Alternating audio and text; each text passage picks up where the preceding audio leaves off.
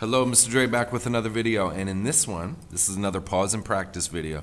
What we want you to do is read this little word problem here about Erica the elf, pause it. While it's paused, we want you to solve it, right? And when you think you have your answer with a label, right? Maybe a complete sentence, a label.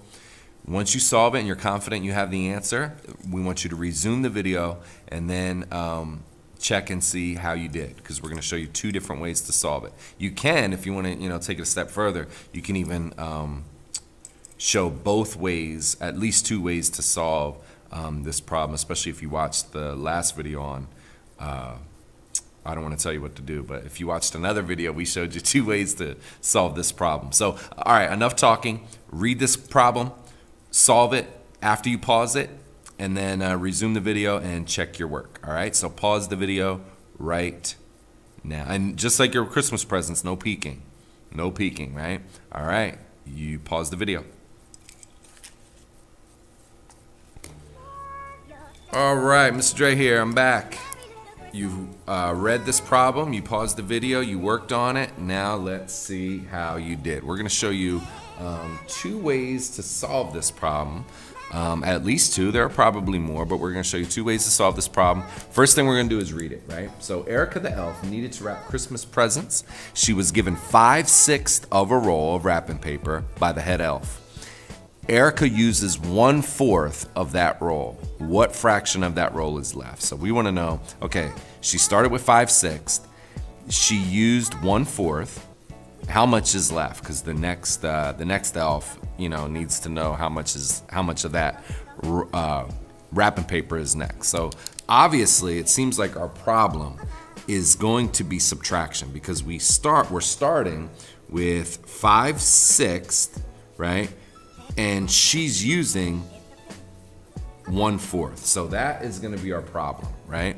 Now we know from our last video, when we're adding or subtracting fractions, there are two ways to do it. And this would be easy if it was 5/6 minus 1/6. We would just do 5 minus 1 and be done. But the denominators are different, right? The denominators are different. So what we're going to do is we're going to show you two ways to solve this. First way is probably the traditional way. What we're going to do is we're going to do 5/6 minus 1/4, and we're going to set it up vertically. But because they are different denominators, we know that we need equivalent fractions, right? So we're going to set up a new problem. Here I have my fraction bars and my subtraction answer set up there, right? And what we're going to do is we're going to find the least common denominator of 6 and 4, right? Of 6 and 4, okay? So what we're going to do is, it's always a good idea to start with the smaller number, because the smaller number might, match the bigger number. But in this case, it's not. 4, 8, 12, 16, and 20. I always like to do the first 4 or 5 just in case. Multiples of 6, and right now I'm just kind of going through my multiplication facts. 4 times 1, 4 times 2, 4 times 3, and so on. So I'm going to do the same thing with 6 until we get a match. 6 times 1 is 6. 6 times 12. Look at this. We have a match already. 12 and 12. So we know our new denominator is going to be 12ths, right? Now what we need to do is make these equivalents, right? Because right now they're not equivalents. They're just, we just changed the denominator. We need to change the numerator now to make it an equivalent. How did we go from 6 to 12? Well, that's easy. We multiplied by 2, and the answer is right here. 6 times 1, 6 times 2. So we're going to do the same thing to the numerator. 5 times 2 is 10. So 5/6 is the same as 10/12. How did we go from 4 to 12? Times 1 times 2 times 3. So what we do on the bottom, we do on the top. 1 times 3 is 3. So 1/4 is the same as 3/12. Now when we go and subtract it, 10 minus 3 is 7. 12 stays the same. Our answer is 7/12. And we can say 7/12 of the roll is left. Okay? So 7/12 of the roll is left is our answer for that. Now, some of you may have solve this a different way. So I'm going to kind of put a line right here, and we're going to show you another way to solve this problem that we showed you in the last video. If you watched it, adding and subtracting is the same thing. So what I'm going to do is I'm just going to rewrite this problem, and I'm going to write it horizontally.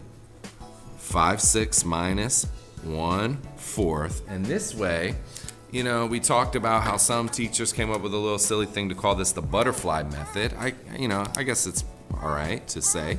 What we do is we kind of put wings across each other, right? There are wings, butterfly wings, and you know that butterflies have two little antennas, and then the bottom of their body is down here, right? And what you do is you multiply the two bottom numbers. I'll put a little X here to help you remember. 6 times 4 is 24, right? I should probably go back to black. 6 times 4 is 24. And then what we do is we cross multiply. We talked about this in class when we're comparing fractions, cross multiply, right? So 4 times 5, and you put the answer up here in the antenna, 4 times 5 is 20. 6 times 1 is 6. And since this is a subtraction problem, we're going to subtract 20 minus 6. And that's going to give us our answer in terms of the numerator. The denominator is 24, and 20 minus 6 is 14.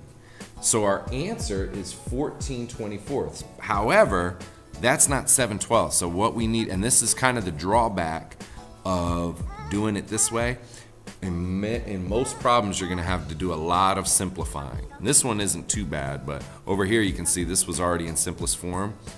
But when you do this method, since you're not finding the LCM, the least common multiple, to change your denominators to,